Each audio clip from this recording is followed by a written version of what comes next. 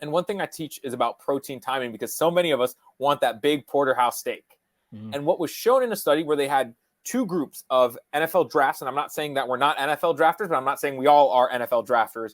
But what they did is they gave them the same exact diet, except they did one thing different. So they had the same exact training plan, and they had the same amount of protein, carbs, and fats. What they changed, though, Eric, was the amount of time they had and how much they had at each meal. So what do I mean? So the standard American diet is something such as an egg for breakfast, so one egg, very low protein. For lunch, maybe a chicken breast, a little bit higher. And then eventually for dinner, they have the porterhouse.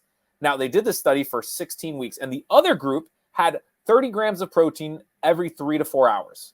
And what they found is that if you eat that equal amount of protein throughout the day, every 3 to 4 hours, there was almost like a light switch that was turned on, and it built muscle. Yeah. Now, the group that had the small egg and the chicken breast, and it wasn't until they had the porterhouse at night was the light switch turned on, because they weren't eating enough. They didn't have that palm size of protein. And what they saw is that after 16 weeks, Eric, they actually gained up to 10% more muscle mass, and they dropped 2% body fat. So just by eating their protein, the same amount of protein, but it was how they distribute it throughout the day, where they're not backloading it. So I love that you brought that up, because so many of us want to go for that porterhouse, but we're avoiding having it throughout the day. And it's something, just such a small change that can make such a big impact on our muscle and our body fat and even our hunger cues that we're talking about.